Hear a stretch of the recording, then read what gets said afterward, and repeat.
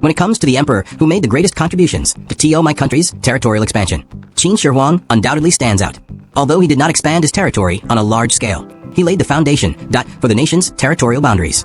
The unification achieved by Qin Shi Huang, while a rudimentary form of unification, was also the most fundamental. Subsequent dynasties built upon and expanded upon the foundation laid by the Qin dynasty. If the construction of a nation that is like the building of a skyscraper, Qin Shi Huang's Qin dynasty was the solid foundation. Although we now stand atop a skyscraper, without a solid foundation, everything is a castle in the air.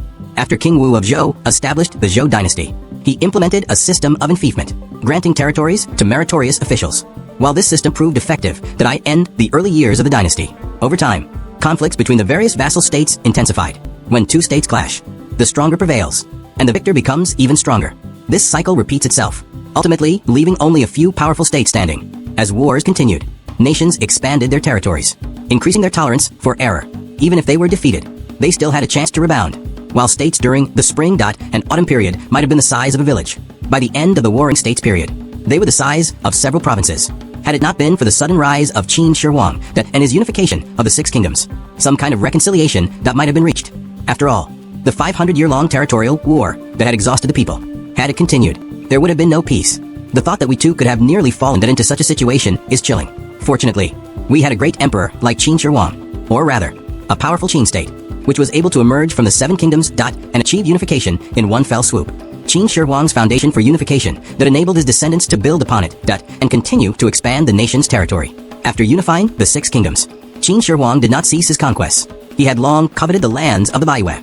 Although the Baiwei were considered a barbaric land, the people of the Central Plains, this was no major concern for the Qin state, which had grown stronger through continuous conquest of the surrounding barbarian tribes. Back then, Duke Mu of Qin, aided by Bai Shi, marched westward and successfully conquered the barbarian territories, laying a solid foundation for the rise of the Qin state. Therefore, for Qin Shi Huang, conquering the barbarian tribes was a natural progression. However, the Qin army encountered numerous difficulties during its southward advance. Most of the soldiers were from the north and had difficulty adapting to the southern climate and environment. Furthermore, widespread miasma led to heavy casualties before the battle even began. Furthermore, the army's southward advance posed a challenge to rations and fodder, making the campaign a fraught one. After the fall of the Qin dynasty, the Central Plains once again fell into a brief period of turmoil and division, which took decades to gradually return to stability. By the time of Emperor Wu of Han, the Han dynasty had reached its peak of power, and he was determined to launch an offensive against the surrounding powers that were threatening to revolt. Among these, the repeatedly provocative Xiongnu became Emperor Wu's primary target. The two generals he dispatched, Wei Qin and Hui Zubing, proved to be the nemesis of the Xiongnu, repelling their once arrogant forces in one fell swoop. Emperor Wu of Han was known as the Wu Emperor precisely because he waged frequent wars during his reign. While these wars placed heavy burdens on the people, they also nearly doubled the Han dynasty's territory. If Emperor Wu of Han had simply been a bellicosity, Chairman Mao would certainly not have held him in such high esteem, much less compared him to Qin Shi Huang. The territory of the Han dynasty during Emperor Wu's reign roughly matched the current size of my country, with only local variations. For example, Emperor Wu of Han briefly incorporated the Korean peninsula into his rule, leaving only a small area in southern Korea unconquered to avoid genocide against the local population. Despite the Han dynasty establishing prefectures in counties on the Korean peninsula, local residents repeatedly rebelled, necessitating further military action even during the Tang dynasty. The Tang dynasty also had an emperor who made significant contributions to territorial expansion. This emperor was not Li Shimin, but his son, Emperor Gaozong of Tang, Li Ji. The frequency of foreign wars during Li Ji's reign even surpassed that of Li Shimin.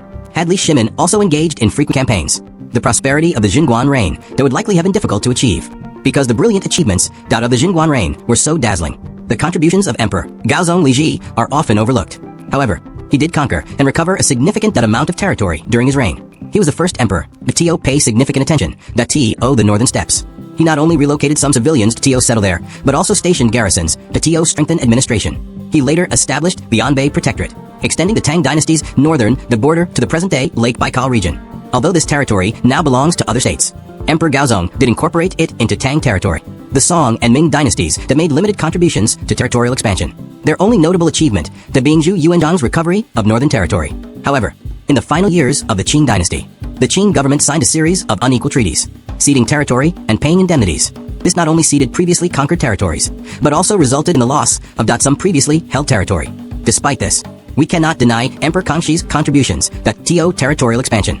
He diligently conquered Tibet, but his descendants were unable to maintain this legacy.